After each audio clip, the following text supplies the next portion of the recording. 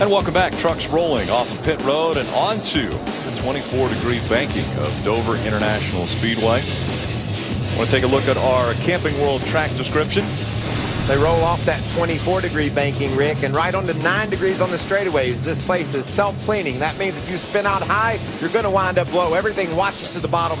Wow, what a fast racetrack. And no rest here. You're working all the way around this racetrack. Camping World race analysis, 200 miles, 200 laps. Pit window around 80 to 85 laps.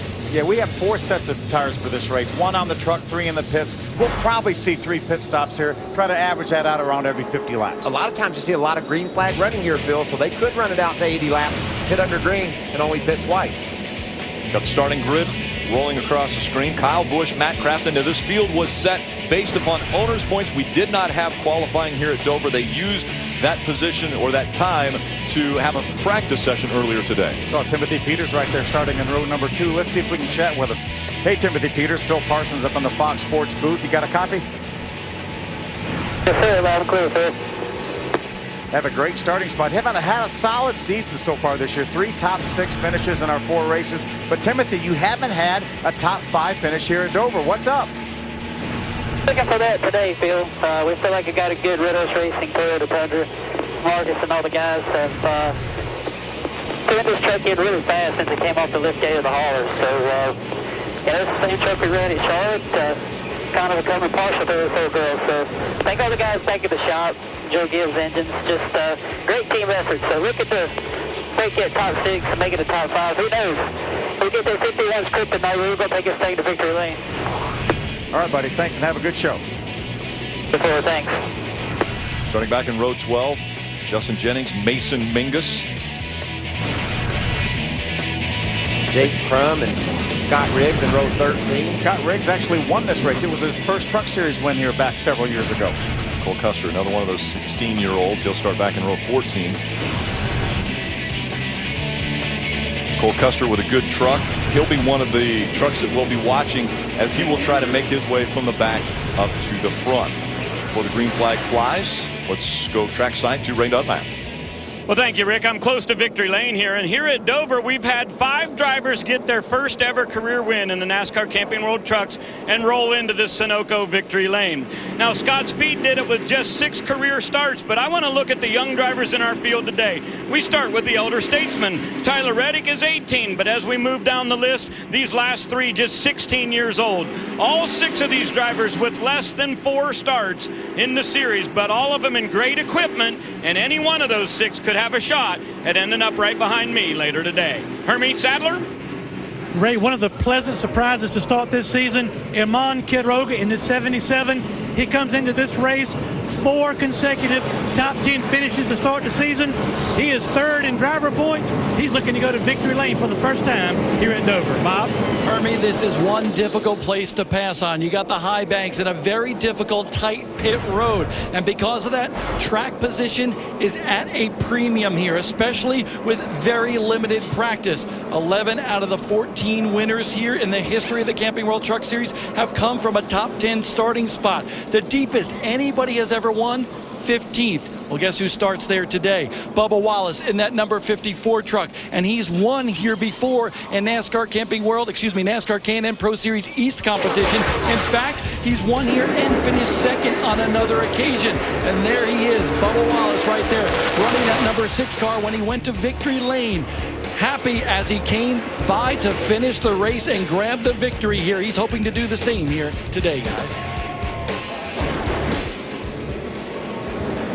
There you see the 54. I didn't know you. We're going to be able to ride along with a few of the trucks, and Michael, start us off. Let's hop on board with Ron Hornaday. He starts in the 8th spot. 51 race wins, 4 championships, and Phil, he'll be a factor today as well. And how about John Hunter Nemechek? He's starting in the 7th spot, 16 years old, with a Hard Rock Energy Toyota for his dad's team. You talked to Timothy Peters earlier. He's going to start from the 3rd position.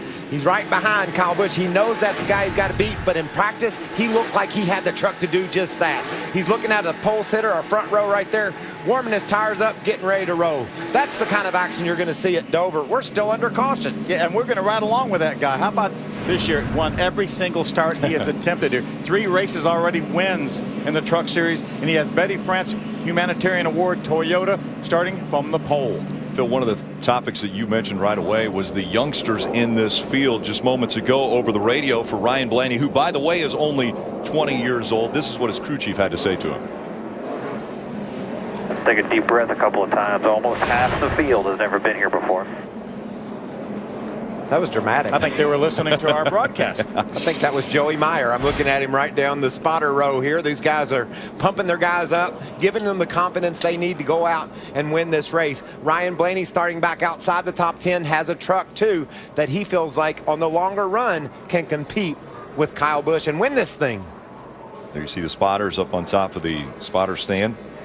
They play an important role here. There's a lot of blind corner. You got some people that'll move up the racetrack, and the guys down on the bottom, and they merge on exit, and the exit really gets tight here. Spotters come into play. Yeah, and you also got to know what grooves the leaders are running. If you're a half a straightaway back, you can't see down in the corners because the corners are so sharp, and you dive down in them. So the spotters can help the driver not only avoid accidents and other trucks, but also speed up their times by changing their lines. Matt Crafton has made it known he does not want to finish second to Kyle Busch again.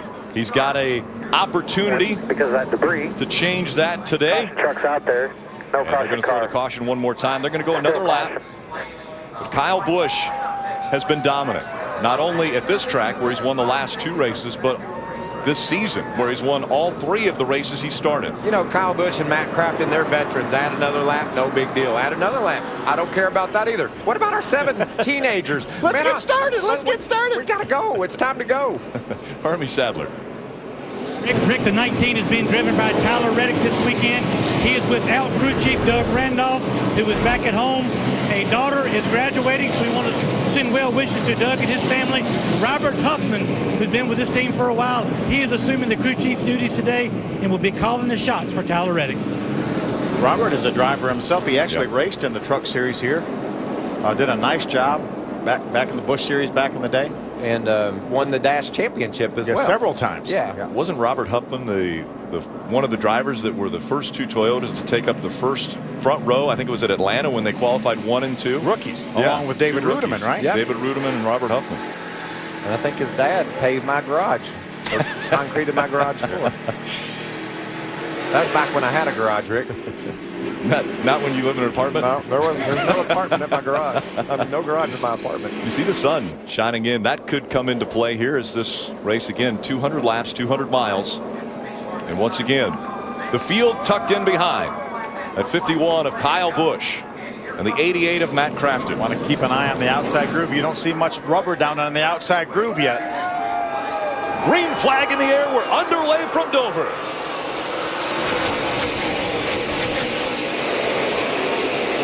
How about that start by Matt Crafton? Trying to make the outside line work as he works out of turn 2. Kyle Busch has him cleared. Kyle Busch will lead down the backstretch. Looked like Crafton might have left a little early, but Kyle got down to turn 1 and drove underneath him, so I don't believe there'll be any penalty for that, but wasn't exactly a normal start, it didn't look like. Somebody may have got against the wall a little bit on exit there, just slightly. How fun is it to see these trucks run at Dover with this intense speed? Wow. Michael, I think you're right. I think Matt Crafton said, hey, maybe I went too soon here. I better back off and give that spot back just in case. Top 5 spread out as they cross the stripe for the second time. It's Kyle Busch out in front of Matt Crafton, Timothy Peters, Herman Quiroga, and Tyler Reddick. Kyle Busch said earlier the reason he thinks that he's had the success is more track time. You know what I love about today's race, though, Rick? These trucks practiced on the track today. They got to feel what the surface is like. They've also been able to match about as many laps as they ever have in practice here with running repeated runs. So they're warmed up and they're ready. It wasn't like they just practiced yesterday and they had to jump in a truck today. Oh, ooh, sideways. Little bobble there. Ben Rhodes, the 32 truck. You won't get much more out of shape than that and save it. Side by side, John West Townley in the 5, yellow number 5 on the inside. Darrell Wallace Jr. in the 54 on the outside. You know, when we talked to Greg Galding earlier, he said something about going to the back. Well, he missed the driver's meeting, so that's why he had to go to the back of the field, along with the 13 of Jeb Burton, who crashed his primary truck in practice. Wow, John West is hanging tough down there on the bottom. We talk all the time about how aerodynamically challenging it is to run down there. John West hung on for a bit, but Bubba makes the pass. John West comes in here with some momentum. He had 2 top 5 finishes a couple of weeks ago, his last time out, in both the truck and the ARCA Racing Series event in Toledo. Ryan Blaney in the 29, looking to go to the inside of that 5 of John West Townley. I think the last time. And around goes the 35 of Mason Mingus. Oh, great job by Greg Galding to miss Mingus. We talked about self-cleaning in the opening. That's an example of it. You just can't hardly keep that truck off the inside wall if you lose control. So the caution comes out on lap 7. See, he's on the outside of Brian Silas on the 99. Normally we see the truck in the inside get loose. Yep. That's exactly what happened with Brian Silas. He had to have some more room, and he pushed Mason Mingus up into the gray where there hasn't been any rubber put down. Watch the 20 truck, I believe. I'm not sure he didn't get a little bit of a piece of that, did he, Michael? Let's see. Just might have bumped him just a bit at the end. So the first caution comes out. Mason Mingus was in the 20th spot. You see flat tires on that truck as he'll take it to the attention of his crew on pit road. And welcome back. We see the 20 of Greg Galding on pit road as he caught just a little bit of the 35 of Mason Mingus. So he has a little bit of damage on the left front of that truck. We also see the extensive damage that Mason Mingus has on his truck. Race Hub's going to follow us immediately after the checkered flag flies here for the Camping World Truck Series. Here's a sneak peek of what you can see. Thank you, Rick. A third of the way into the NASCAR Sprint Cup Series season. Plenty of headlines, so much to talk about. Matt, that's what we're going to discuss on this special edition of NASCAR. We will, Adam. We'll talk about the new rules package. Jimmy Johnson, Jamie McMurray, and we'll throw in a little Hall of Fame, too. Yeah, Jamie McMurray winning on the big stage. No surprise for him. And Jimmy Johnson finally getting to victory lane. Those are the things we're discussing. A special edition of NASCAR Race Hub. It's following the Camping World Truck Series. Now back to Dover. Thanks, Adam. Looking forward to that. We recap the 2014 season. That was some intense action on the track early in the going, some side-by-side racing. You can see on the inside, Silas gets loose. We talked about aerodynamically how difficult it is to run the bottom, and Mason Mingus just was in the wrong place at the wrong time. Yeah, didn't do anything wrong here. Just got shoved up the racetrack out of where the rubber was. And look, just that little bump, I think, is what really sent Mingus harder into the inside. Well, he might have had a chance of staying out of it had he not gotten hit. But you talk about the self-cleaning, and that thing's headed towards the wall. He was going to hit the wall anyway, but maybe not with the emphasis that happened. He was going to hit it from a different angle. Yeah. Some damage to the left front of the 20, Ray. Yeah, that came in that accident with Mason Mingus. They decided to pit, Rick. They came down on lap number 8, put some bear bond on there. They went down around on the track bar. That's going to help tighten him up a little bit. He was free over the bumps, and they also added some fuel for Greg Galding. Hermie? Well, Ray, the start of the race, Matt Crafton from his second starting position jumped out in front of the 51 of Kyle Busch, but gave that spot back. I went down and talked to his crew chief, Junior Joyner, and they believe that the flag person, as you can watch, the flagman, they threw the flag way earlier than they are typically used to seeing the flag being thrown. And on the initial start of the race, you go on the flag. So to make sure they did not get a penalty, they slowed up to give that spot back. So he also mentioned that the restart line was a lot further back than they typically see at racetracks. So maybe something to watch later today, guys. She might have thrown it early, but she did a nice job. That was a really good flag wave. And usually they get the flag tangled up a little bit because I'm unsure of what they're doing. That lady made it happen. But I think it was a smart move by Matt Crafton to give that spot back because, hey, we're first lap in the race. Right. Why take a chance of getting black flagged and having to do a pass-through penalty? Why not give it back? We've got 199 more of these laps to try to beat that 51. Yeah, he would be content to ride second to that truck most all day and maybe just try to make a charge on him at the end if that's the way the cards played out. He knows if he's got 51 in his sights, Matt Crafton's going to have an excellent chance of winning this race. 51, Kyle Busch on the outside. Matt Crafton on the inside for this restart. Green flag back in the air.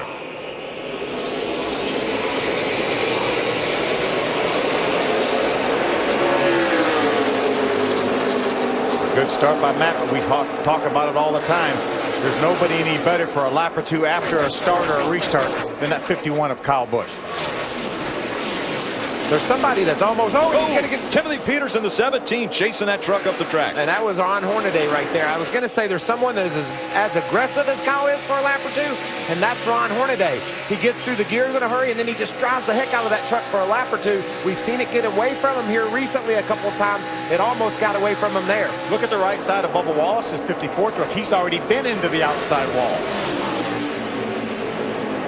Good battle side by side. John Hunter Nemechek got a little bit loose there. On the inside of the 5, there's Ben Rhodes way up the racetrack in the 32 truck. DJ Bell in the 50 on the inside, trying to hold that position. Ben Rhodes trying to find a way back down to the bottom of the track. He's got Cole Custer in the 00, working his way to the inside. Watch how aggressively Ron dives down in the corner. That got Timothy Peters loose. And man, it was almost a crash. And about took himself out too, because Ron Hornaday was the one that would have paid the price had Timothy not held on to that truck. There's the contact right there. Right on top of you. Inside. Two right inside. A line of them. These truckers don't mess around, do they? They throw the green flag. They know it's 200 laps. They got to go in a hurry. And like we were talking about, nobody goes any harder on the restarts than Ron Hornaday. Almost got wrecked by Timothy Peters getting loose. How about Armand Quiroga there in the 77 truck? Settled into the third spot. Yes, sir. Tyler Reddick doing a great job. Another teenager in that 19 truck. We see on occasion Brad Kozlowski driving the 19 truck. As well as Joey Logano. Both those drivers have had top 5 finishes in that truck this year. They actually came up here a few weeks ago and tested with Tyler Reddick. Said he did a nice job here. Yeah, he's matching. Around goes the 63. So Justin Jennings is going to bring out our second caution. I'm surprised they don't spin out more the way these boys drive so hard. I mean, really aggressive early in the going. And Michael, remember, the sun's out now. These guys had overcast skies when they practiced. Different conditions for the trucks on track. Fans getting a great show here early.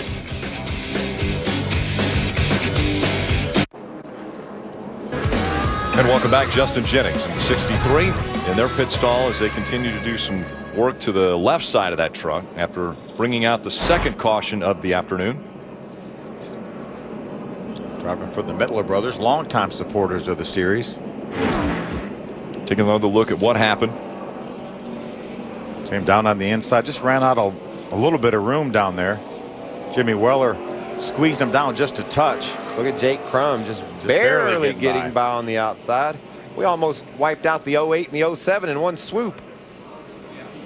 There was a little bit of contact too. You could see the rear bumper on the 07 as it went by. Tough break though for Justin Jennings. A little bit of debris flying off of the 63. So they're working on the left side of that truck while we're under this caution. Jeff Burton, after having to go to a backup truck, incident in practice earlier today, now out on the track again. But Bob, he was just in front of you on pit road. Pitted from the 21st spot for that number 13 truck. Crew Chief Jared Prince wanted to bring him down pit road just to make sure everything was okay. They checked the tires. They tightened that truck up a little bit because it wanted to spin out. But the key word today for Jeb Burton, according to his crew chief, survive and march your way to the front, right? Hey, Bob, I was watching Ben Rhodes. He was really loose in that run, so they wanted to make an adjustment for him. So Mike Hillman Jr. called him down to pit road on lap 18. They changed the truck and added Sunoco fuel, so mark that down that these guys will be on a different fuel cycle than the front-running trucks. Hermie? Well, Ray, Kyle Busch obviously has a good truck. He is out front, but he did report to crew chief Eric Phillips that his truck is a little bit loose on entry and tight on exit the longer he runs, but he is somewhat pacing himself based on the lap times he gets on the 88 once he gets strung out on the racetrack. And once again, it looks as though Kyle Busch is going to choose the outside line for the restart. And I think that's just because of some of the action we've seen, Phil. The truck's down on the bottom of the track getting a little bit loose. Matt was able to hang with Kyle through 1 and 2, but then Kyle pulled away. It'll be interesting to watch that second row. Armand Quiroga down on the bottom of the track and Tyler Reddick up high. See how they sort that out. Just moments ago, here's what we had to listen to as the 88 team talking. There's no way these guys are running the minimum speed. I mean, we're catching them in like 2 laps. Yeah, no, it's unbelievable. Talking about some of the slower traffic on the track, they have to maintain a minimum speed to stay out there, or there'll be black flag. And it's within a certain percentage of what the pole was, I believe. And NASCAR will publish that and let them know what that minimum speed is. So that would have been the fastest lap in practice since we didn't have qualifying. Correct. So the field 2x2 once again. Kyle Busch on the outside, Matt Crafton on the inside. Green flag back in the air. Matt's getting some great starts against Kyle Busch. He's able to hang with him. In fact, he puts his nose out in front a bit as he enter one. Can he hold that throttle down like Kyle Busch is? Kyle's going to run that corner wide open. Watch that second row. They haven't sorted it out yet. Quiroga on the inside. Wow, Tyler Reddick drives hard down into turn 3 and takes that spot away. Been very impressed early on. Woo! Yep. 3 wide. Joey Coulter, he was up high, and now we see Brian Silas sideways. That'll bring the caution flag out once again. Nice job. You don't often spin here without hitting anything. You got free underneath of it and got your left. Well, clear, quick spun you out. See some damage there from that earlier incident. There's Brandon Jones, the 33 truck on the inside. Brian comes down the racetrack, doesn't give him a whole lot of room, and that's going to get Brandon loose on the inside like we see so many times, guys. And so the third caution has come out. This one was quick. Brian Silas goes sideways here at the Monster Mile. Now let's go to LA and a Fox Sports 1 news break with Cole Wright.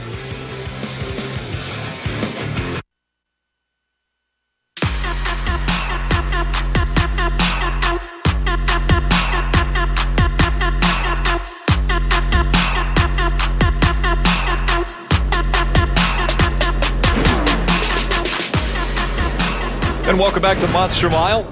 As Lucas Oil 200, just 25 laps in, 175 laps to go. Let's go back trackside to Ray Dunlap. Well, Rick, we thought they could go to lap 50 or 60 before they'd want their first round of tires. Timothy Peters decided to come down pit road on lap 24. They put on 4 tires. Added Sunoco. Fuel put a round of wedge in the right rear and also pulled some tape off of it. They had dropped back to 9th position, and Marcus Richmond said, let's do something to get off cycle. Bob? Ray, we saw a big wiggle from the driver right there, Ron Hornaday, 4-time series champion, just a little while ago. Well, he reported to his crew that that truck is free everywhere. And speaking of crew, the gentleman on the right-hand side of the screen is Doug George, a veteran wrench from around these parts in the NASCAR garage area. He's the new crew chief this week for Ron Hornaday, calling the shots. They will make a wedge adjustment when they pit. Phil, are you a little surprised Hornaday didn't have on a smoke shield or at least a tear off? Because, man, it looked, that sun was bright. He was squinting to see through that clear shield. And it's going to get worse, too, as that sun comes down. I think so. Be interesting on the, look at that. Look how he's struggling to see. And he's down on the inside on these restarts. We talked earlier about how aggressive he is on the restarts and how hard it is to hold it down there. So this could be an interesting, that row 3 could be an interesting row to watch. There's Bubba Wallace on his outside in the 54 Toyota. Kyle Busch once again choosing the outside line.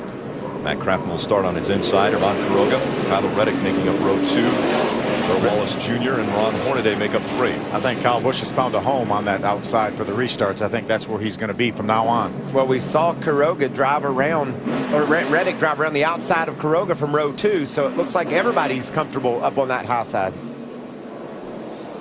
Pace car back on pit road. Field in the hands of the 51 of Kyle Busch. Again on the high side. Matt Crafton on the lower part of the track. Green flag back in the air.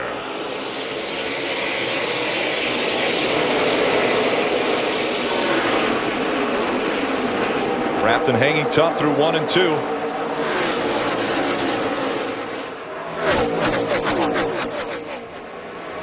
Charges into 3. Still has the 51 on his outside. Here comes Crafton using that inside line, trying to make the move on the inside. Boy, every restart he gets a little bit closer to hanging with Kyle. Kyle blasts it down in turn number 1, though. Reddick is able to clear Quiroga, too. He was able to use the inside lane to keep that 3rd spot. That's a strong truck, number 19. Kyle makes the pass once again. He's able to stay out in front of the 88 of Matt Crafton. Is that Hornaday on the outside right there? Is that Johnny Sauter, the 98 on the inside? It is, and there's that John Hunter Nemechek in the 8 right there. That's youth versus experience for sure. The 16-year-old drives down on the inside of veteran Ron Hornaday. Hornaday has to move up the track just a bit to give him some room. We heard Ron talking on the radio that his truck was really loose, a little bit loose everywhere. He's not able to hold that outside line as well, and Hunter Nemechek makes the pass. John Hunter came up here and tested, really did a nice job, really caught on this racetrack as Hornaday goes way high, losing another spot to the 9 of Brennan Newberry. John West Townley was able to get by Hornaday. Now Brennan Newberry looking to the inside. Hornaday able to stay out in front, but a little wiggle up high allows Brennan Newberry to close the gap once again. Poor guys, as Michael, as you know, it's tough to run something loose around this racetrack.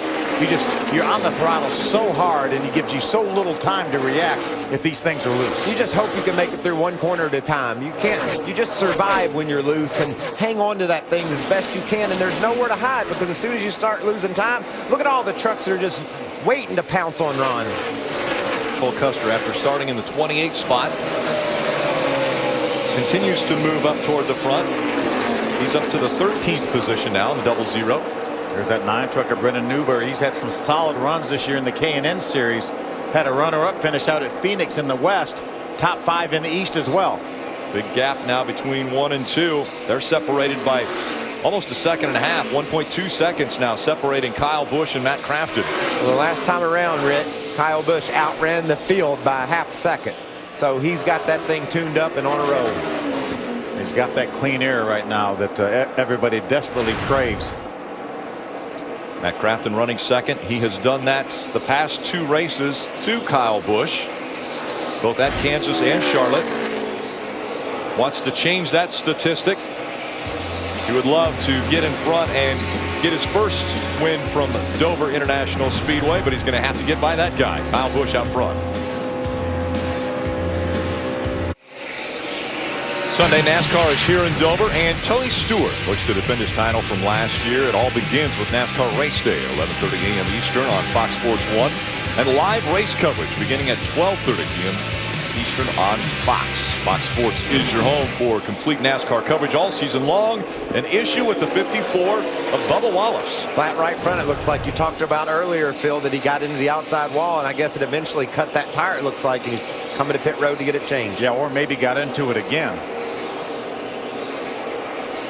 Hermie Sadler's on pit road. Well, you guys called it a cut tire, they believe, on the 54 of Bubba Wallace. A couple of weeks of bad luck, and he continues here at Dover as he basically crawls down pit road to get to his pit stall, losing a lot of valuable time. Still away from his pit box, but it will be 4 tires. He had moved his way up from a 15th starting position. He was up in his 6th position when he came to pit road. Poor guys, it's impossible to make a pit stop here without losing a couple laps, and then you're never in position for the free pass. Maybe you get a wave around to get in position for a free pass. Well, plus it looked like it went flat coming off turn 4, and so we had to go all the way around the track and then down pit road. So like you said, it's been a rough patch for Bubba lately, and it continues today. Yeah, only one finish better than 15th this season. This was Kansas. Had to raise the hood. Some major adjustments to that truck then. Got caught up in a situation that he had nowhere to go. And you wreck hard when you wreck at Charlotte. He hit the outside wall where it was concrete, coupled with another truck into his left side, and it shook Bubba up a bit. And now the right front tire issues for the 54. Doesn't seem like any problems for Team Truck. One Kyle Busch is driving in the 51. Still has about that 1.5 second lead over Matt Crafton. Remember, we talked about him winning all three of his starts this year, 3 of the 4 races. Eric Jones had a great run going in that truck as well at Martinsville, got turned around late in the race and had made contact with the wall. Ron Hornaday with that loose truck, you can see him wiggling down into turn 3 there. He's adjusted his line a bit, started running up higher in the turns, maybe not trying to chop that thing down so much to try to tighten it up some with the way he's driving it. But look at Newberry. He's going to try to take advantage of Ron as he slides really high in turn 2. You can almost hear that thing spin the tires off the corner, Michael, when we were riding along on his onboard. Ben Kennedy's going to come up and try to take that spot away. There's Kyle Busch around the outside of TJ Bell, making his way through some lap traffic.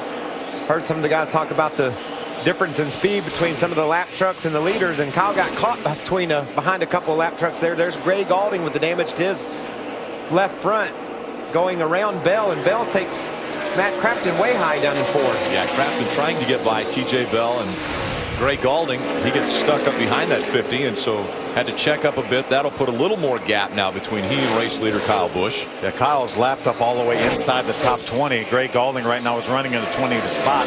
Jeb Burton at 13 truck with that new sponsor is the next one to go a lap down. You see Ron Hornaday goes up again. Bob, he's struggling with that truck. And he's running 12th right now on the racetrack. Ron Hornaday, you want to know how loose his truck is? Just listen to this. 5 races, 210, 225.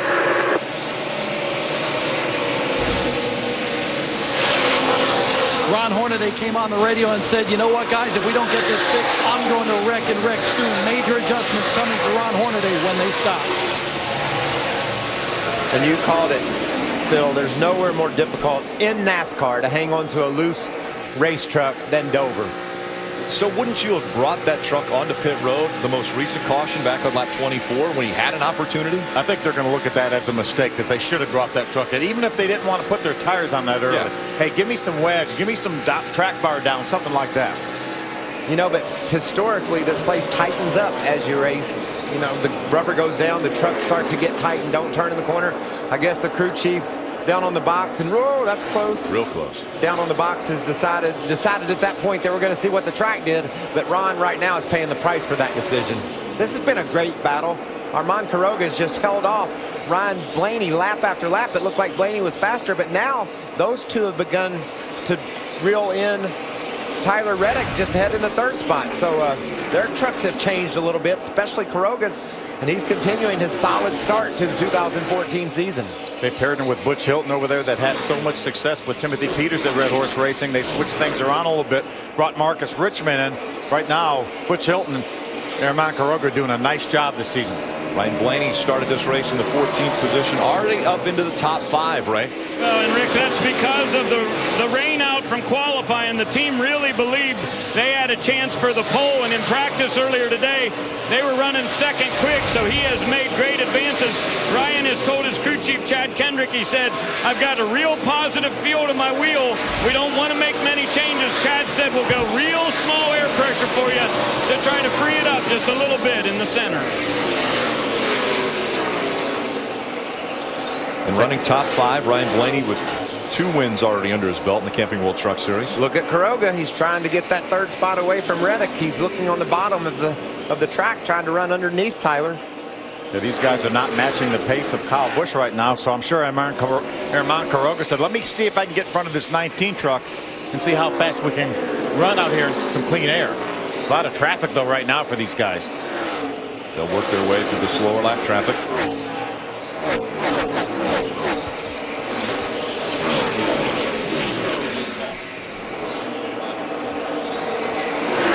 And that's a difficult task today. We've seen a couple of our leaders sort of cut off and run high by some of the lap trucks, trying to hang on to those trucks while the leaders make their way around. Hermie Sadler, what's Tyler Reddick saying about his truck?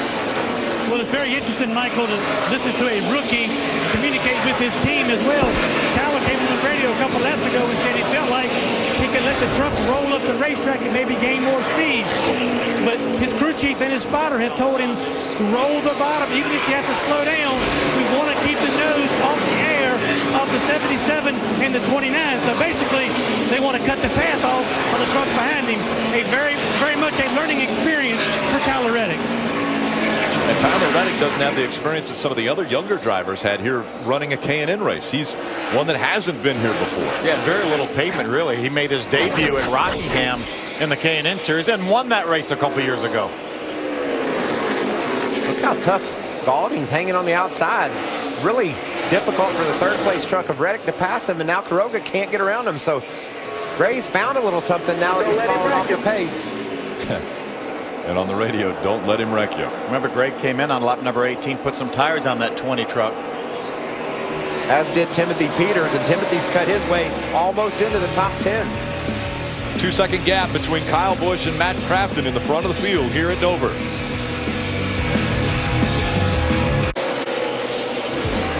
Once again, it has been all Kyle Busch at Dover. He's led 67 laps since the drop of the initial green flag. Has a 2.5 second lead over Matt Crafton. Then it's Herman Quiroga, Ryan Blaney, and Tyler Reddick, your top 5. 13 of Jeb Burton back on pit road, Bob. It's been a troublesome day for Jeb Burton. He had that cut tire, hit the wall in practice, had to go to a backup truck. Well, they just had another right front tire go down. And when they came in to change the tire, they had all sorts of trouble. Jared Prince, the crew chief, calling out, telling the tire changer, you grabbed the wrong tire. They put the left front on the right front. They had to stop in their tracks, make the switch. So a lengthy pit stop and a cut tire that brought them to pit road. To add insult to injury, there are lug nuts missing on one of the wheels on that 13 truck, so he's having to come back down pit road. He's already being shown 5 laps down, and this will probably cost him another lap. Even after the great news of the sponsorship for Jeb Burton, the hits just keep coming. That young man will try to take the truck back out on the racetrack, as we saw Brennan Newberry move up the track and almost clip the 5 of John West Townley. Yeah, these trucks are racing inside the top 10 right now. Another solid run for John West. And we mentioned coming off a top 5 at Charlotte, right now running in the 8th spot. Yeah, and Brennan was trying to take that 8th spot away from him and got loose, it looked like, on the bottom. And these guys better hurry. Kyle Busch is a half a lap ahead of 5th place, and he's closing in on the top 10 to start putting those guys a lap down. So a little sense of urgency here for Brennan, trying to grab this spot. 33 of Brandon Jones, the last truck on the lead lap. He's running in the 14th spot. And we go back to where the 51 is, right there, your race leader. For the last few laps, he's been hung behind Brandon Jones, still unable to lap him. And I noticed that Kyle's times have fallen off a little bit. Maybe that truck's gotten loose too. Ray Dunlap. Well, Rick, Ryan Blaney's up to 4th. He had started all the way back in 14th, but they are preparing to come to pit road and try to make an adjustment for him. They should be in the next 6 or 7 laps. The conversation on the radio between crew chief, driver, and spotter is, do we wait for the 51 to pit, or do we come in a lap or 2 earlier than him and try to get in and get our service ahead of him? We'll see what they do, but they need to be here before lap 80. Yeah, quite a few trucks haven't been to pit road. So you have guys like Kyle Busch, Matt Crafton, Herman Quiroga. And here comes Kyle Busch, race leader, giving up the lead as he now makes his way onto pit road here on lap 74. I think that will bring the parade down pit road. I think we'll see a lot of the lead lap trucks start coming to pit road now. They don't want to let him get too far out in front with fresher tires. I think there was a mistake coming to pit road by Herman Quiroga. He we got a crash on the front straightaway. Brennan Newberry hard. 9 of Brennan Newberry hard into the wall, and a lot of damage to the front of that truck. The 51 had already committed to pit road. Hermie Sadler. They told Kyle to go through his pit box and get back on the racetrack. A late call by crew chief Eric Phillips. Kyle had already stopped in his pit box, and they called him back onto the track.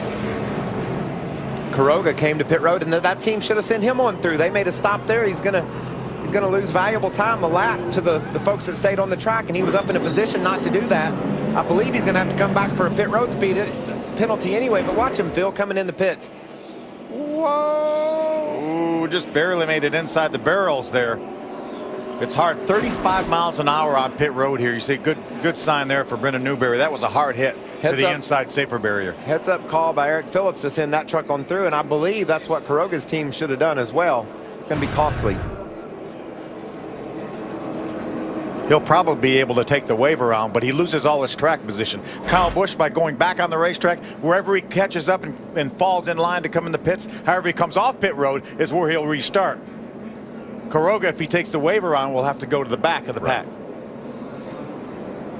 Now Kyle Busch had set a blistering pace. There were only 13 trucks on the lead lap, and this was one of them, Rick. Yep. Brennan Newberry. He was racing hard with John West Townley.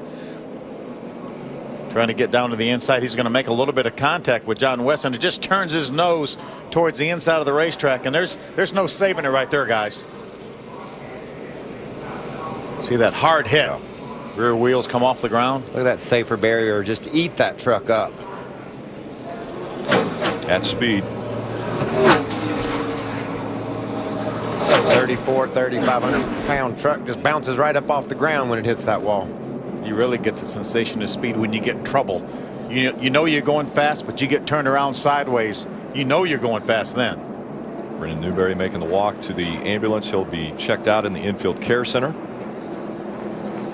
Shaking his head though as he's getting ready to climb into the ambulance. Such a good run running up in the top 5, or I'm sorry, top 10. Yep. We saw him battling with John West Townley for the 8th spot.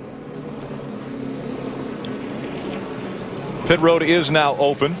As we mentioned, the 51 of Kyle Busch was making a green flag pit stop, came onto pit road as the accident was happening on the front stretch, so he was able to pass through. Now he'll come onto pit road to do his normal service as the 88, your race leader, leads the lead lap trucks onto pit road. Bob? John West Townley in the 5 truck trying to back up a top 5 run at Charlotte. He's running 6 right now, but that truck way too tight. His crew chief, Richie Waters, a 2-time winner here as a crew chief, making some adjustments to get that truck turned just a little bit, Ray. One round on the track bar for the Cooper Standard Ford for Ryan Blaney. That's in your upper right. They've made air pressure adjustments on 3 tires. A very, very tight truck for the Next and Air Toyota in the lower left for Johnny Sauter. His truck has been on the splitter and needs more grip. Hermie? 88 of Matt Crafton leaves his pit box, 4 tires Sunoco fuel and no adjustments. They really like the way this truck is driving, especially after 35 to 40 laps. A little bit more work now for that 51 team. Kyle Busch, he comes out, looks like it might still be in the top 10. Brendan Newberry bringing out the caution. Big hit on the inside wall.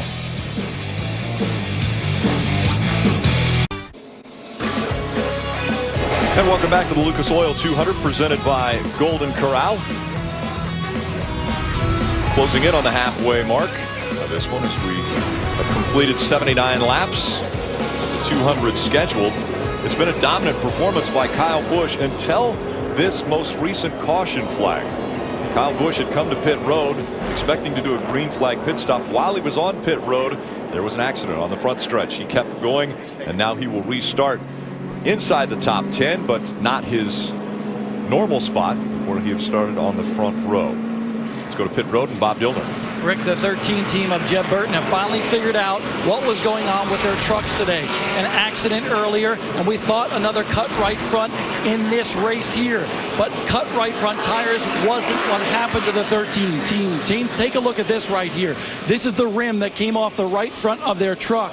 And you can see the rim, with all the heat that is provided from the brakes, has actually warped in a couple of different areas right here. 3 distinctively different areas. Now, Jared Prince, his crew chief, told me they saw the same exact thing when the truck that wrecked in practice came off the track, but they thought that was damage from the wreck itself. Well, this tire has not hit the wall. Jeb felt this. That's why they came down pit road. But take a look at that deflection right there. The rim actually warped while it was on the truck. I don't think I've ever seen that before. That'd be difficult to believe that could happen.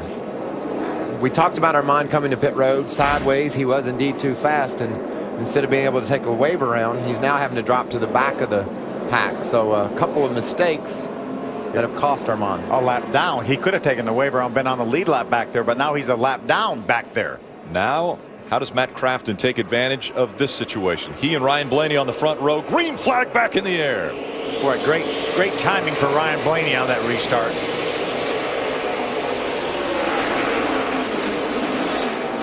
How about Kyle Busch making it 3 wide on the high side? Did I mention that there wasn't much of an outside groove? Well, don't tell Kyle that. He not only went 2 wide, he went 3 wide. Look at Blaney trying to hang on the bottom. That's so hard to do. Here comes Kyle Busch in the 51. Matt Crafton out in front now. Ryan Blaney runs second. Tyler Reddick third. Johnny Sauter fourth. Kyle Busch looking to the outside now of Johnny Sauter. He'll take that position away and move up into that 4th spot. I think Kyle got quite fond of running in the 1st spot here at this racetrack. This is just so aggressive and so talented. He's going places where no one else has been, and he's making passes and making it work. We asked so many drivers, why is Kyle Busch so good? What makes him so good? He does this. His windshield's really big.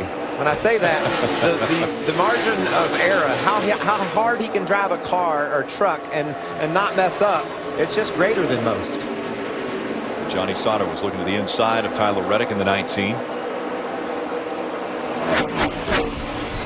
But Matt Crafton is tired of getting beat by Kyle Busch. We heard him talking about that in the pre-race show. Kyle was upset. We listened in a little bit of his radio traffic when he was on pit road and right after he made his green flag pit stop while that wreck was going on. And he was very upset that he got caught on pit road like that. I mean, certainly no fault of his crew. They brought him in just for a regular scheduled pit stop, but just caught a bad break. So now he's having to be a little more aggressive, trying to get back up to the front. And look at Ryan Blaney running that same line that he's running. Yeah, I think he said, well, if you can run up there, Kyle, I can. And that tells you this is a good snapshot of how good Crafton is and how good Ryan Blaney is at 20 years old. They're able to not only grab the lead, but then hold off Kyle here. So it'll be interesting to see with Kyle being stuck in that traffic behind those two if he can make the move. He doesn't have the clean air. Remember, we saw him get hung in behind the 33 of Brandon Jones there late in that first run before he made his pit stop. Matt Crafton, after the green flag flew, he was able to get in front of that 29 of Ryan Blaney. They're both able to hold off the hard-charging 51 of Kyle Busch. I thought that was really interesting, Phil. It's like Kyle's truck did go away at the end of the run, but that's what you would want. You'd want your truck handling the worst as it ever has the last few laps of the run, and his certainly fell off. But I thought he might just make easy work of these guys, Hermie, but he certainly hadn't been able to do anything with them. And Michael, to you guys' point, discussing being in dirty air versus clean air, after Kyle got trapped after that caution, he had some conversations with his crew chief, Eric Phillips, about what to do with his race truck. Tighten it up extra if I'm going to be way back here. If I did 5 before, give me like a 6 or a 7. Only 13 on the lead lap. So they decided to come down pit road and not make any changes. And probably a good thing because Kyle got up to third pretty much right away. But as you guys have discussed, he is settled in right now in third spot. Could not do anything with the 29 of Ryan Blaney. And it almost looks like, guys, that he said, okay, I'm not going to be able to pass these two right now. I'm going to try to take care of my truck. Try not run it so hard and maybe get back at them later. Yeah, maybe catch him in traffic or something like that. But he knows we have 111 laps to go. No big hurry. The other thing is he knows he's going to be on pit road again, and he's got a great over-the-wall crew that could make him maybe 2 spots on pit road. But how bad do those two want to beat that cat? We've heard them talking about it, and they've got trucks to do it with. This is great stuff here, nearing the halfway point. They definitely want to have that 51 in their rear view mirror when we get closer to lap 200. Matt Crafton, Ryan Blaney now putting some distance between themselves and Kyle Busch, who's running in the 3rd spot. Johnny Sauter is 4th. Tyler Reddick 5th. Ben Kennedy is in the 6th spot. John West Townley 7th. John Hunter Nemechek is 8th. Joey Coulter 9th. And Cole Custer rounding out our top 10. Crafton trying to hold on to defeat Kyle Busch in Dover. Welcome back to the Lucas Oil 200 presented by Golden Corral. Matt Crafton in front of the field. 3 drivers have led laps in this race. 73 have been led by Kyle Busch. Matt Crafton's led 25 and Ryan Blaney's led 1. The 5 of John West Townley on pit road, Bob. John West Townley gave up a top 10 running order position right there. He felt a big vibration, so they came in and changed tires. They're trying to dissect the problem right now to figure out exactly what it was. And it was a close call by quite a few drivers that John West Townley was racing around. Looked like he dove into turn 3 and really slowed down, and man, action picked up. This battle between Coulter and Nemechek comes upon John West, and watch Coulter make evasive action into Cole Custer, sliding Brandon Jones up the hill. Ben Rhodes, the 32, is involved. There's Timothy Peters and Hornaday all in that mix. So Matt Crafton has a 1.2 second lead over Ryan Blaney. Kyle Busch running in the 3rd spot. Johnny Sauter and Ben Kennedy are your top 5. A little bit of a wiggle right there by John West, trying to lap by the 99 of Brian Silas. That's a leader right on his heels. Both those trucks have been able to keep Kyle Busch at bay. Looked like Kyle made a run at Ryan, and Ryan held him off and pulled away a little bit. Interesting part of the race right here, seeing who's able to take care of their tires, and then you see a pack like this that couldn't care less about their tires. It's all about gaining a spot or two. Only been out on the track now for about 25 laps since they were all on pit road at lap 77. That's Brandon Jones, the 33 truck, passing by Ron Hornaday. Remember, Ron is a lap down, bringing in 13th spot. Brandon Jones right now running up in the top 10. Great run for Brandon in that green Chevrolet. All these trucks right here, with the exception of that 30 of Hornaday, are all battling for position. And look how tight it is, and that just shows you how much momentum you lose when you're side by side. You can draw a lot of other racers right into your battle. Take a look on the right side of your screen, the 00, Cole Custer. Following right behind the 21. But Joey Coulter gets a little bit sideways. He's lucky Coulter didn't run into him. That's a really tough part of the track when you're sideways, to hang on to your truck. Battle for the second spot. Ryan Blaney has it. Kyle Busch has closed the gap on the back bumper of that 29. Ryan was able to use that 10 truck of Jennifer Jo Cobb as a pick. You can see the distance that Matt Crafton has opened up as he works through lap traffic. That's the bright yellow truck down on the inside, passing around Jeb Burton. Jeb quite a few laps down now as he has spent some time on pit road. He's 6 laps down. John West, the 5 truck, after his pit stop, getting around Jeb Burton as well. John West is being shown 3 laps down right now. Kyle Busch running in the tire tracks of that 29 of Ryan Blaney. Those two running second and third. Guys, I don't know if it's dirty air or what, but that 51 truck does not look as good as it did before, does it? It certainly doesn't. Watch this move. Man, we've got racing all over this racetrack. Hornaday been really loose. He gets sideways under his teammate there. With another teammate behind him. Yeah. Could have been huge. Real close call here. That's what he's been dealing with all race long. And the battle for second. Kyle Busch to the inside. He'll take the position away from Ryan Blaney. Matt Crafton right now enjoys about a 2.5 lead. We'll see how quickly Kyle Busch can cut into that. I like Crafton's truck right now. He's running great lap times. Real steady. Never see him sideways. He's going to get his wish. The guy that he's going to have to beat, it looks like, at least for the near term, is going to be that 51. And Matt's talked a lot about getting beat by him and how much it aggravates him. Trying to not go another lap down. So Kyle Busch about to close the door on the 5 of John West Townley. Bob Dillner. I want to show you exactly what happened to John West Townley. If we take a look at the rim that came off on the right front, you can see this right here. This is where the stud goes through and the lug nut goes on. Well, this hole should be circular. It's elongated. It's oval right now. And several of them are like that. The gun broke on their pit stop before they got the lug nuts tight, and that's what caused the vibration. The stud rattling around in this hole right there. Yeah, good move by John West to come to pit road, because eventually that wheel working back and forth would have broken some of those studs, and then he would have had serious issues. And again, John West Townley, a couple laps down now. 3 laps to race leader Matt Crafton. Crafton's now led more laps today than he had in his previous 13 Dover races combined. 26 laps already led. He's trying to stay on the lead lap. He's our 10th place truck. They've lapped all the way up to 10th. Kyle Busch is all over the tailgate. Matt Crafton trying to hold him off. Across the front stretch one more time. Crafton leading that lap. Here goes Kyle Busch to the high side. He's going to pedal it a little bit on the outside. Door to door, and Kyle Busch makes the pass. He'll take the lead back away from Matt Crafton.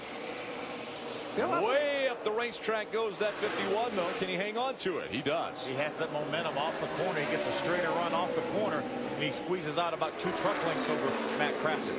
I believe the old monster is getting even tougher as these laps go by. Maybe a little bit more rubber on the track, I'm not sure, but it seems like the times are speeding up, and it seems like more trucks are out of control than earlier. We're definitely seeing the sun go down here. There's a lot more rubber on this racetrack than we had earlier. Kyle Busch battles his way from starting in the 7th spot. He gets back to the front in front of Matt Crafton. And the 51 is powered by adrenaline. That guy has been impressive after restarting back in the 7th spot, has been able to make his way back up front. He passed Matt Crafton for the lead. And then moments ago, he's getting into some of the lap traffic. Take a look at what he does. And these are lead lap trucks running together for position inside the top 10. And he just blasts by the outside of all of them. He goes by number 30, number 31, 32, 33, all in one turn. Numerical. All the 30-something trucks. Everybody who was in the 30s just got passed. And what action that was. Herman Quiroga following after him in the 77. Still on the lead lap, 8 trucks. That'll make that 7. Joey Coulter in the 7th spot, the last truck on the lead lap. And Cole Custer's off the pace on the way. Yeah, Cole Custer having such a great run here just outside. We're hearing that he's out of fuel. That's way they must not have got it full on his pit stop. They pitted on lap 77. That's only, gosh, what, 55 laps? Right. Yeah, didn't get it full. And he if he's out of fuel. Yeah, should be able to go 80 to 85 laps. He may not. He won't make it back to pit road. I don't think he can get to maybe the entrance to the Nationwide garage, which is right there in turn 3. But if he stays out there, that may bring out a caution flag. Yeah. Well, he's definitely not going to make it. And there is the caution. He was running in the 6th spot. Great job by that young man. Caution's out. And the caution does come out for Cole Custer. You still rolling?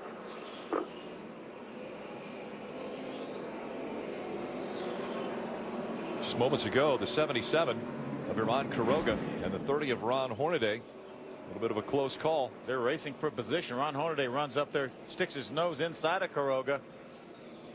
Didn't quite have enough room to get up in there, but see Ron get back in the throttle. Wow. You just don't save them like that very often, Phil. That thing was out of control. Great job, Armand. When we talk about not having any time, any room at this racetrack, that's one of the few saves you can get like that. Hermie Sadler.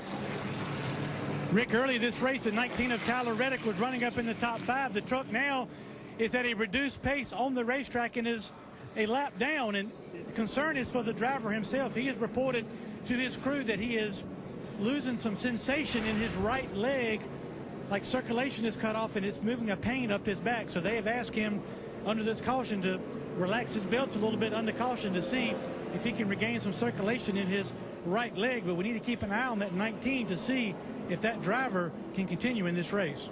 That's probably an issue with the seat. If you don't run a long period. I know when we run under caution, I can move it around and try and prop it up, and it helps it under caution. But when we get back going, it's when it really starts up again. This track is tough, guys. We've talked about it's a monster mile for good reasons. You really take a lot of load the driver does down in the corners, and Phil, like you said, if that seat just is hitting him the wrong place in his leg, it could cut some circulation off and cause those problems. Trying to get it refired. That's Cole Custer on pit road, Bob. They're having trouble keeping that truck running. They finally get it going. The problem is, yes, they did run out of fuel, but they didn't get it full of fuel the last pit stop. So they didn't know how much was shorted, honestly. They thought they could go another lap or two, but they were trying to stretch it as long as they could and ran out. And that brought out the caution. That's the 5th caution of the day. Such a great run going for Cole Custer. Had driven his way up into the 6th spot here, looking for possibly his first top 10 in the truck series. I think had it, man. He was going for a top 5. That truck was strong.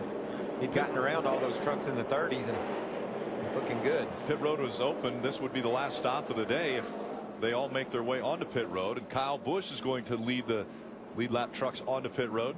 Possibly the last stop of the day, Rick. A lot of these trucks will have an extra set of tires. Remember, we had 3 sets of tires in the pits when they started. This is the 2nd pit stop for a lot of these guys. Ray Dunlap.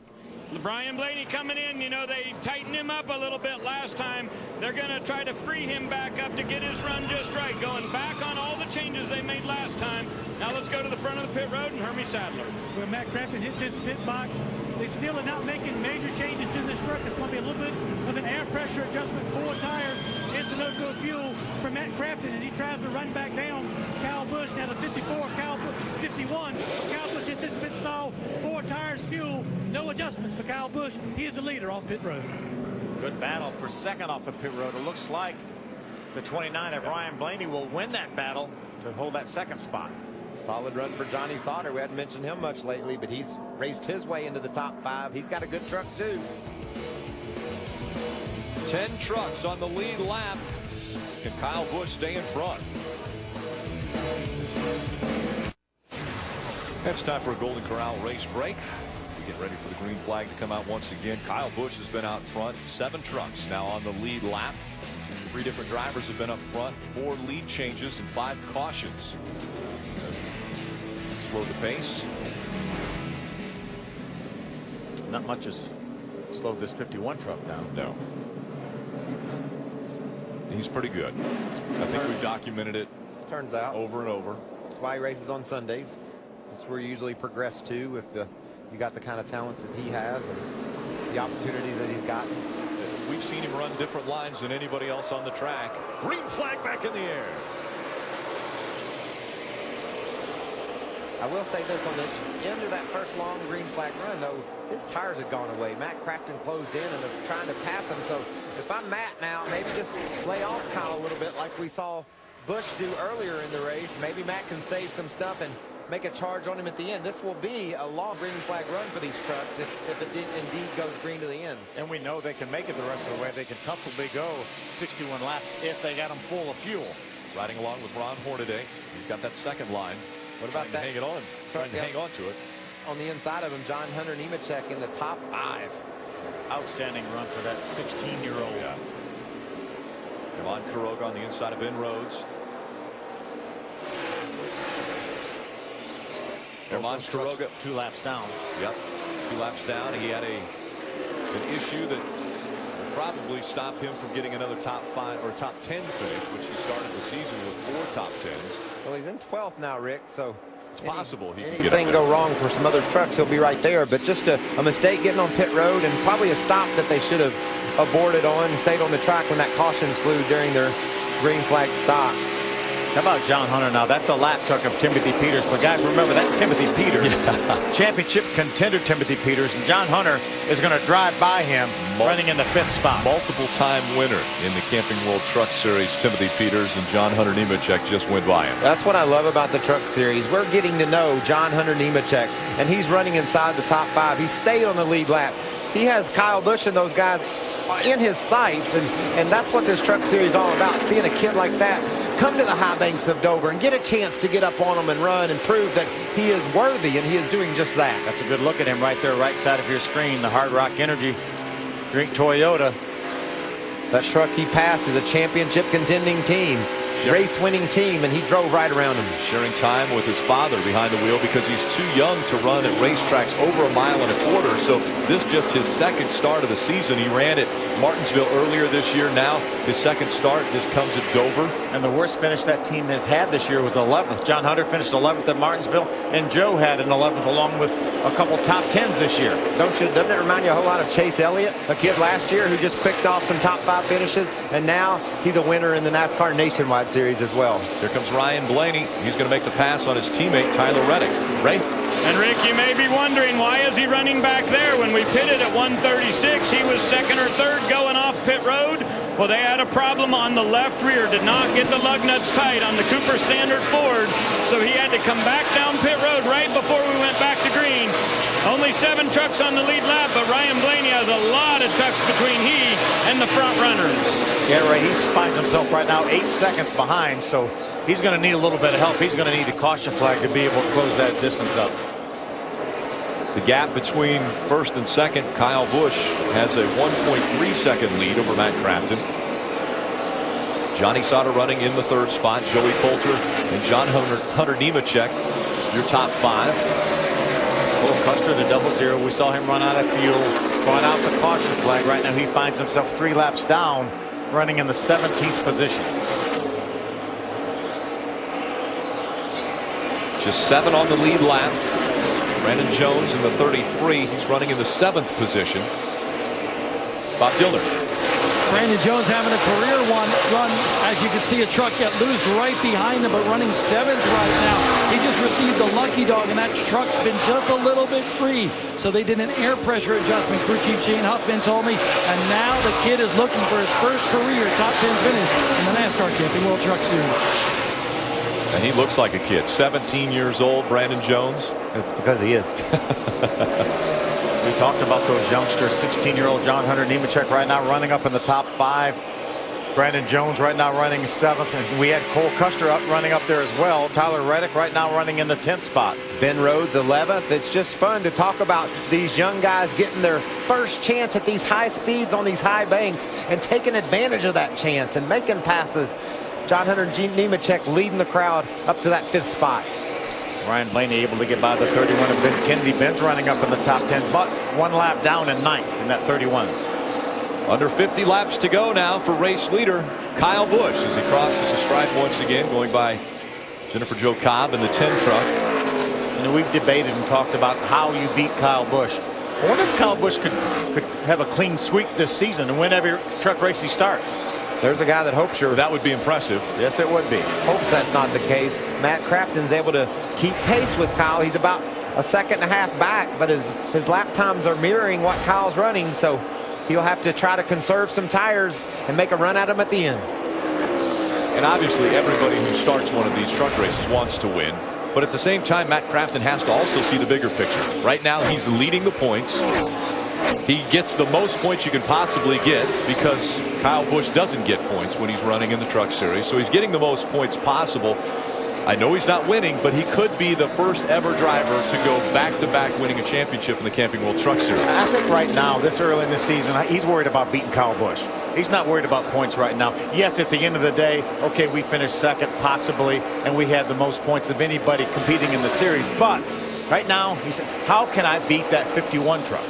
And he's got company coming. His teammate, Johnny Sauters, raced up to the 3rd spot. You can see that's Johnny at the top of the screen, catching a little bit both Kyle Busch and Matt Crafton. So Johnny's done a nice job of creeping his way forward all day long. Finds himself in contending shape here as we race into the final stages of this one.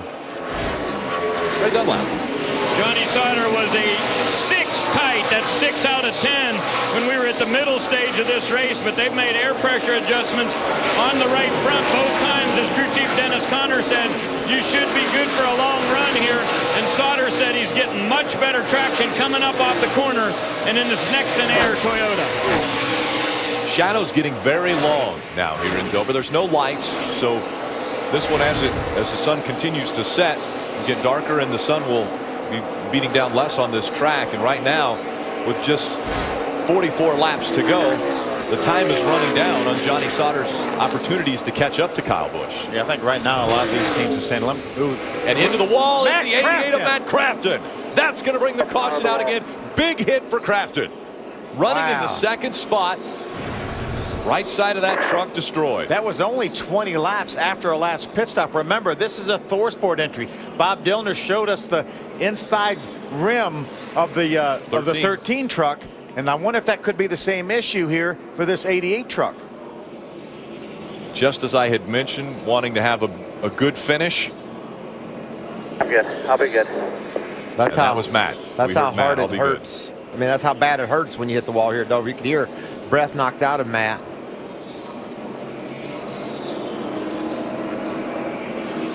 We can see him moving around. The window. Yeah, he's. That's what I figured. I don't want to keep asking, but when you said the net was up, damn, that sucks. Taking his helmet off. Hard hit there. Look how it narrowed that truck up. Yeah. You remember going back to practice too, Phil?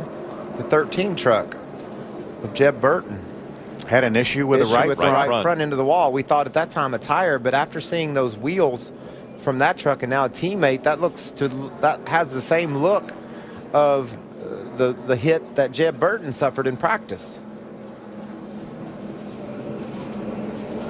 Safety crew right there attending to Matt. He's taking his time climbing out. He took his Hans device off now. He climbs out of that truck, but obviously big disappointment as he was battling with the 51 of Kyle Busch, trying not to have another 2nd place finish. Wanted to get to victory lane, but now has to make the walk to the ambulance and the ride to the infield care center. Glad to see him walking under his own power. Hard hit. Look at right in the middle of your screen there, right at that circle. He's already on his way up to the outside wall. His last did not finish was 47 races ago. Yeah, true Ironman of this series. And you see Johnny Sauter's teammate go by. But a hard hit there for Matt Crafton. Look at those tracks. You saw where Johnny went by, where Matt's truck took off toward the top. You could see the abrupt angle. I mean, that was where Matt was probably back wide open on the gas too, Phil. Oh, yeah, yeah. Down in the center of the corner, wide open. Maximum load on that right front tire.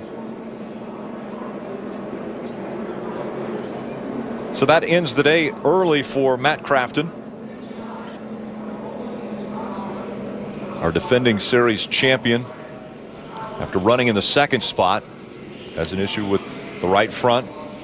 That brings Kyle Busch and the 51 team back onto pit road, as is the 98 of Johnny Sauter. Ray. Johnny Sauter was saying, I think we come no matter what the 51 does. They said we can make a little air pressure adjustment and get this thing better. They'll put Sunoco fuel and 4 tires on it. How about you, Hermie?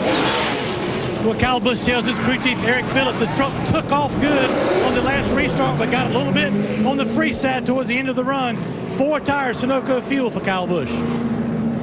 Good pit work by Kyle Busch's bunch. Johnny Sauter's going to come off second. How about a great run for Joey Coulter? Right now running in the 3rd spot. Came off pit road 3rd. There he is right there. Impressive for Brandon Jones as well in the 33. John Hunter Nemechek, another 16-year-old, running in the top 5. Look at that angle, yeah, Phil. Look at those tires. Absolutely nothing Matt could do about that either when that tire goes down. So Matt Crafton, after running in the 2nd spot, has a problem with the right front up into the safer barrier. That puts him out of the race, and Kyle Busch still up front. Go. Recapping the 2014 season. Adam Alexander take you through that on Race Hub. Again, that's coming up at the conclusion of this race. Lucas Oil 200 presented by Golden Corral under our 6th caution. And that is because of the 88 of Matt Crafton getting into the wall hard, and putting him behind the wall.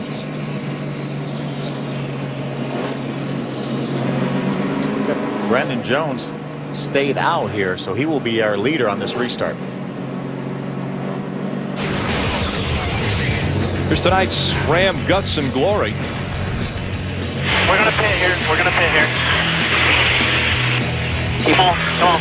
Keep going. Keep going. Keep going. Keep going. Keep going. Keep going. Keep going. Keep going. Keep going. Keep going. Go, go, go, go, go, go. Go, go. Go, go, go, go. After dealing with that, Kyle Busch had come to pit road under a green flag condition. The wreck happened on the front stretch. His crew able to get him back out there, and then he works diligently to get by that 88 of Matt Crafton, takes the lead back, and then most recently Crafton into the wall, his closest competitor. Had a whole bunch of give up in that guy right there. It's going to be interesting to see how Brandon Jones can hang on up there on the front row. Green flag back in the air. Brandon Jones, Kyle Busch. Busch on the inside. He's going to take the lead into 1. Here comes the 98 of Johnny Sauter. We talked about these guys having enough fuel to get to the end. Most of them decided to come down pit road. Brandon Jones stayed on the racetrack right now. He's back to 3rd. Got a decent start though, Phil. He didn't hold the line up. He lost 1 spot, or 2 actually, but he's holding his own. Joey Coulter doing a great job on the outside of that 29 of Ryan Blaney. Yeah, this caution flag is what Ryan Blaney desperately needed. Had trouble on his last pit stop. Now he's racing with Joey Coulter for the 4th spot. What a great view John Hunter Nemechek has racing behind these two. We had a bunch of wave arounds now, so that's given us 8 trucks right now on the lead lap.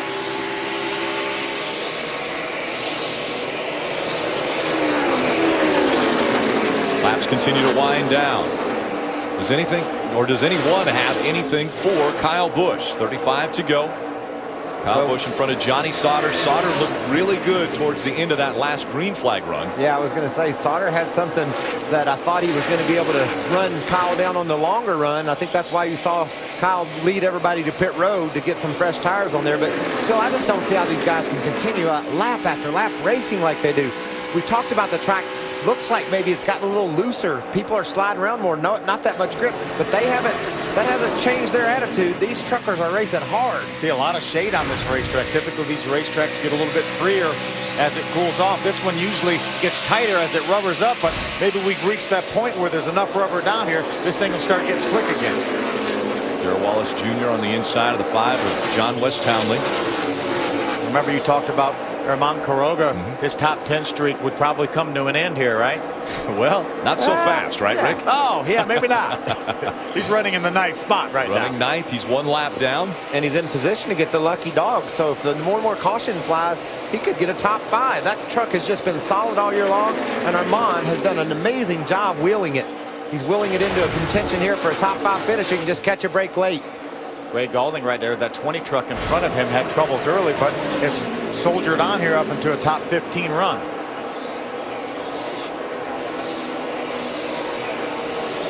Ooh, Herman got a little bit loose off the corner. We mentioned how that truck was skewed a little bit. He was trying to lean on that right side. Ben Rose, the 32 truck, gets by Tyler Reddick. That's for the 10th spot. Ryan Blaney gets another spot, gets by the 33 of Brandon Jones to take over 3rd. That's another strong truck. You can see Blaney, he's on the same straightaway as Sauter and our leader Kyle Busch, and Blaney another good long run truck. So get some laps here, run about 20 of these and see if they can hold their own against Kyle, maybe make a run on them late. Timothy Peters right now is parlayed a waiver out up into a 7th position on the lead lap.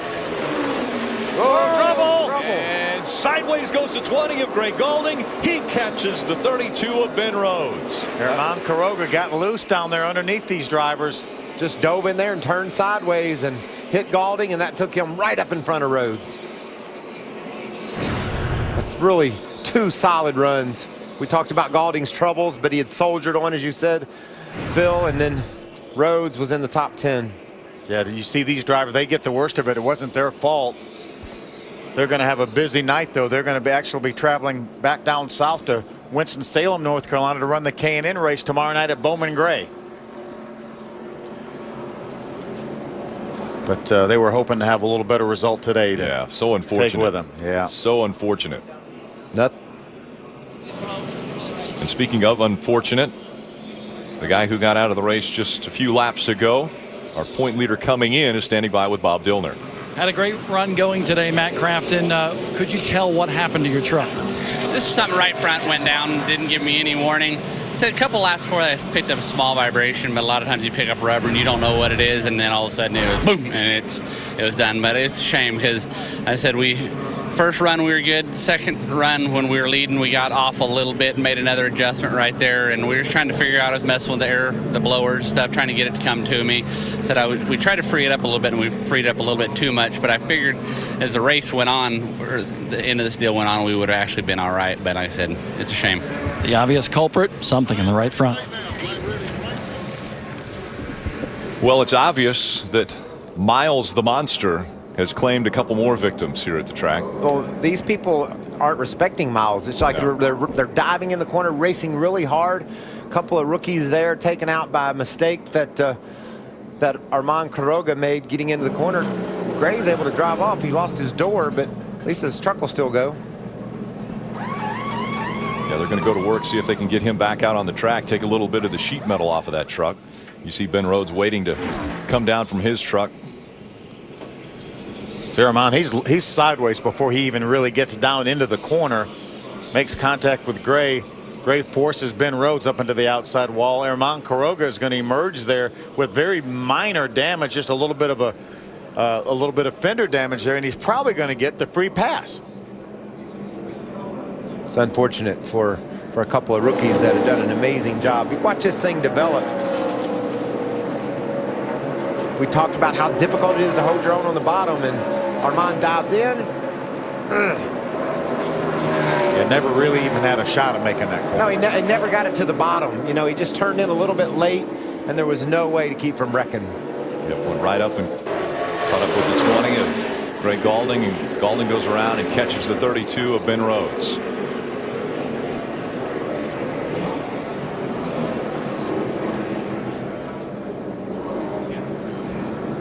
We're getting a report that he is in fact going to get the Free pass. Potentially. He was the top running truck, not scored on the lead lap.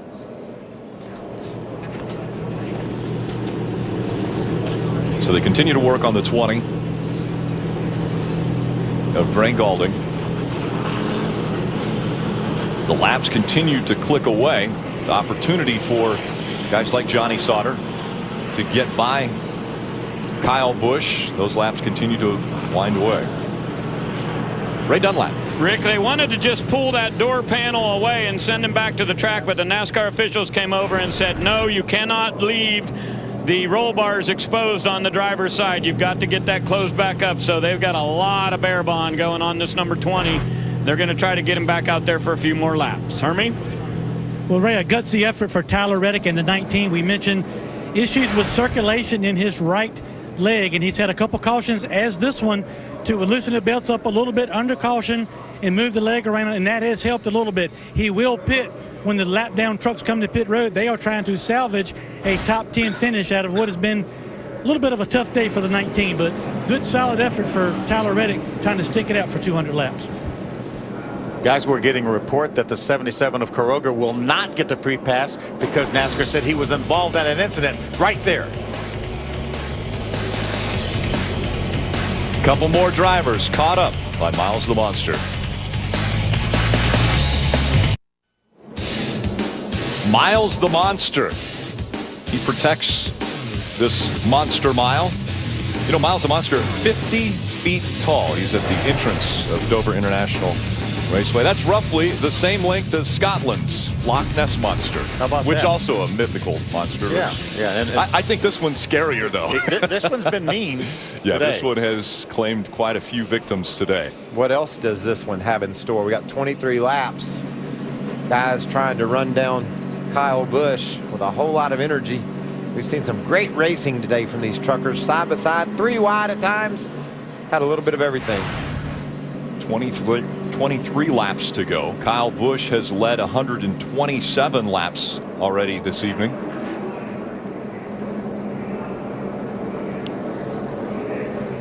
Johnny Sauter will restart in the 2nd spot.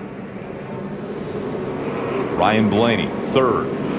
Brandon Jones 4th. Joey Coulter 5th. Let's see if we can talk to Johnny Sauter right now, running 2nd.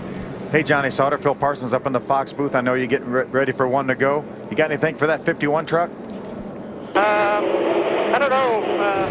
I think on a long run, our next aerospace curb record's good. It's pretty strong. We just on the spoiler a little bit there on a short run. So you never know. We're getting better. Dennis and the boys have done a good job all day making it better. And I don't know. The 51's pretty stout. All right, Johnny, finish it off with a good finish, bud. Poor thing. Johnny seems pretty focused, pretty positive, and that's what I've seen too, Phil. On the longer runs, both he and Crafton had something for Kyle, but these late cautions could make it tough. But it's been fun to watch him persevere all day long. And we have Ryan Blaney now, who had to play catch up these last couple caution flags. Now he's up in position. He will start inside row number 1. I'm sorry, inside row number 2 for this restart. Ray Dunlap. Hey guys, in a little research for this race, I realized that we have had 14 events here, and we've had 13 different crew chiefs go to victory lane. Now on that list is obviously Eric Phillips, who is crew chief for Kyle Busch. They won back in 2011, but Dennis Conner has also been to victory lane here with Jason Leffler back in 2003. So both of those guys trying to add their name to a list of 2-time winners here. The only one that's won 2 races, Richie Waters. Richie won here with Kyle Busch and with Eric Almirola. And Richie's driver, John Wes Townley's riding back in the 12th spot right now. He's a couple laps off the pace. There's the winningest crew chief in the Camping World Truck Series, Eric Phillips. Dennis Conner right there. Just 1 or 2 off Eric's record. Kyle Busch will select the outside lane again. Not a surprise there. He's been comfortable and solid up top. We saw Johnny Sauter's teammate Matt Crafton make some really good strong race restarts on the inside, and almost clear Kyle, but wasn't quite able to do it. Be interesting to see what Johnny's got on the restart. And we know no one's going to try any harder than Johnny. He's going to be on it because he loves these wins. He loves this truck series. And he'd love to beat that 51 truck. Absolutely. I think everyone in the field wants to get by that 51. Lights are out on the pace car, meaning this time by, he will make the hard left turn. None of our lead lap trucks came down pit road on this most recent caution. A couple of the lap down trucks did.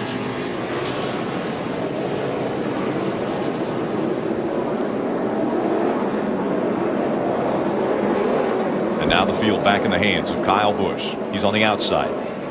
Johnny Sauter on the inside. 2 by 2 coming out of turn number 4. Green flag back in the air.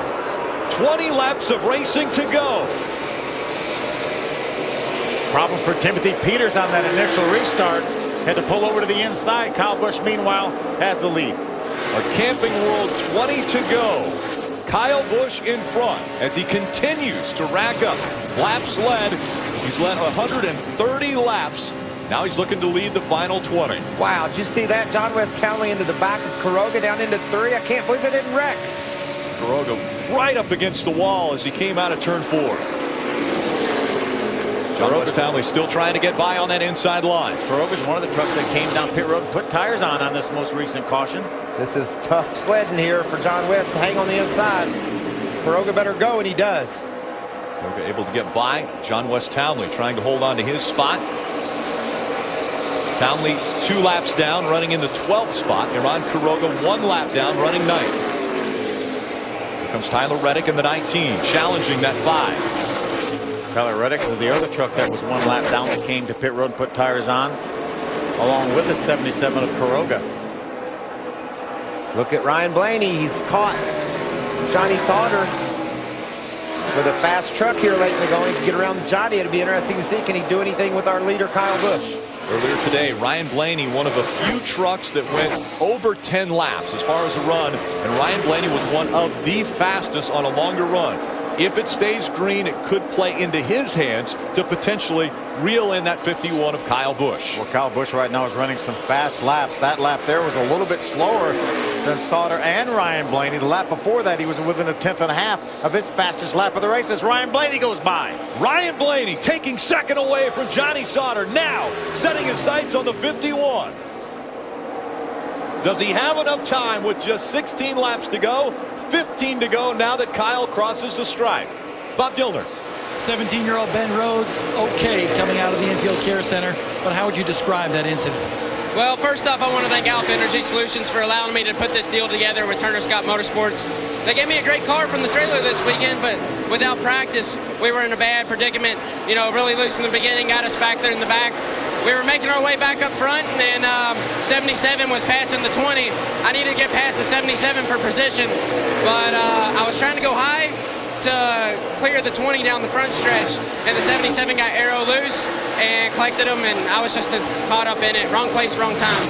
Now Ben will go run Bowman Gray tomorrow with the Canadian Pro Series East. Thanks, Bob. Ryan Blaney would need to better Kyle Busch at least a 1/10 of a second per lap if he wants to reel him in. Just 13 laps to go, and the gap still around 1.6 seconds between Kyle Busch and Ryan Blaney. Ran very, very close to what Kyle did that lap, but about a 1/2 off.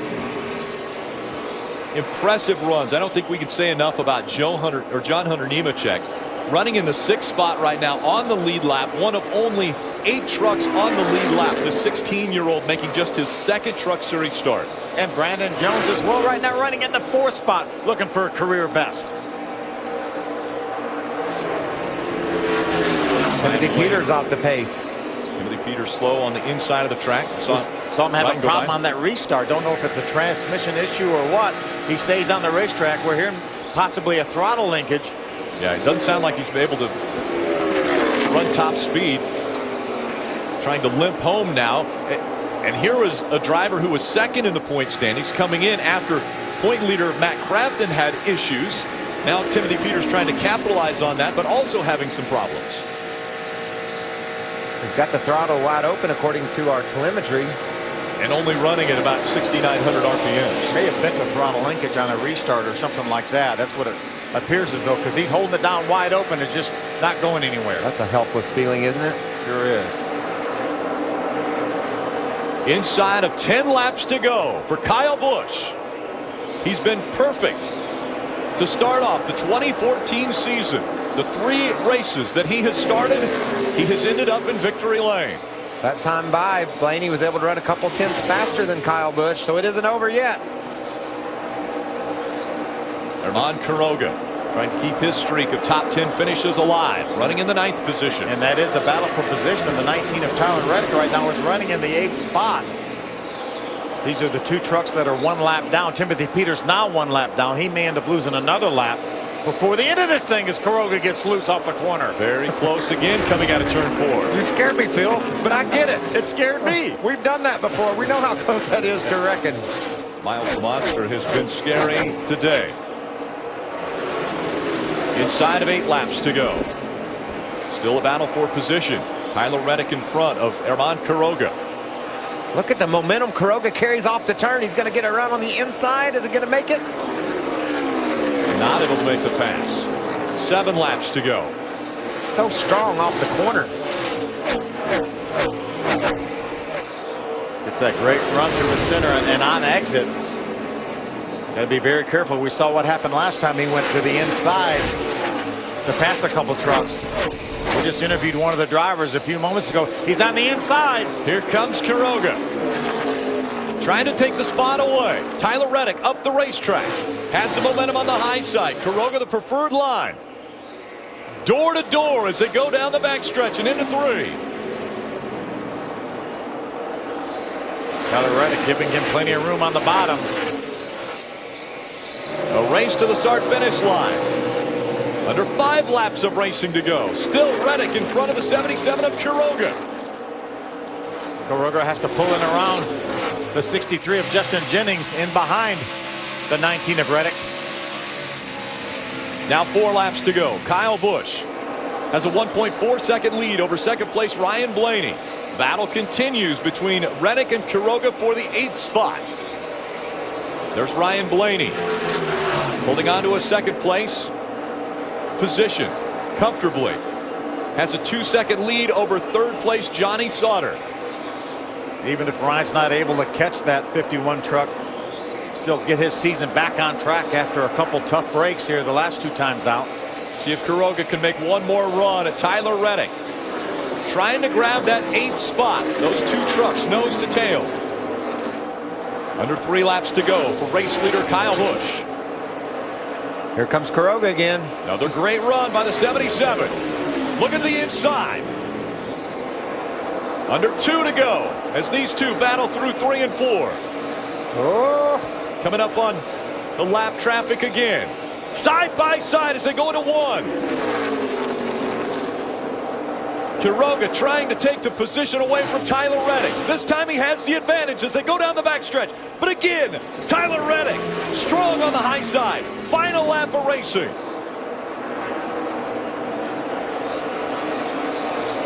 Kyle Busch looking to remain perfect. Starting on the pole again at Dover.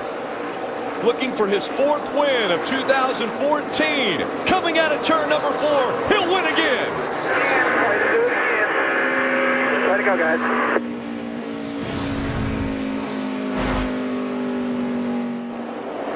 And the battle for 8th continues coming out of 4. It's going to be that 19 of Tyler Reddick holding on. So Ryan Blaney coming home 2nd. Johnny Sauter 3rd. Brandon Jones a career best finish in the 4th spot. This is Pocono last year since Joey Coulter had a top 10 finish. Good top 5 run for him here. He finishes in the 5th spot. John Hunter Nemechek in the 6th position. And Ben Kennedy, the last truck on the lead lap, finishing in 7th. Good view of John Hunter right there. Should be a happy young man with a 6th place finish. Yeah, he didn't start off great either. His truck was off at the start of the race. That's really cool when a rookie can just tune on a truck, tune on it, and have his best for last.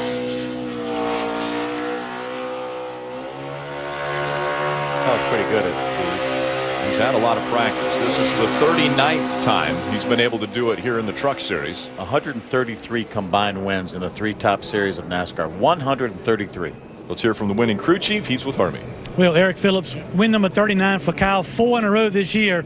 But you had to work for this one a little bit. Got caught on pit road. Any concerns that your driver would not be able to get back to the front once he was lapped in traffic? Not really. Just trying to be smart there was the biggest thing.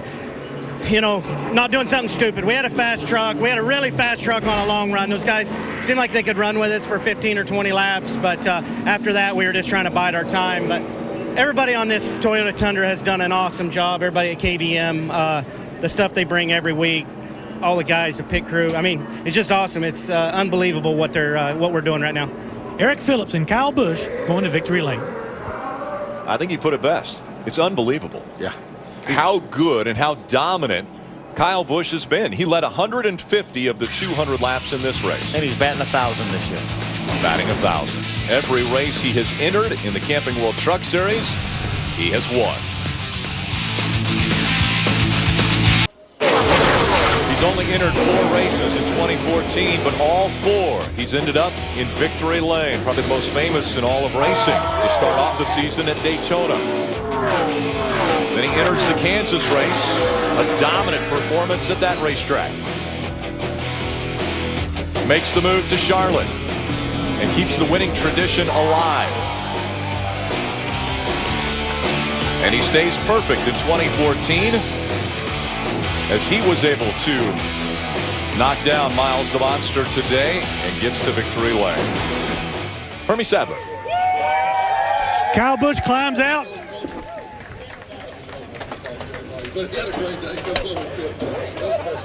Victory lane, Dover.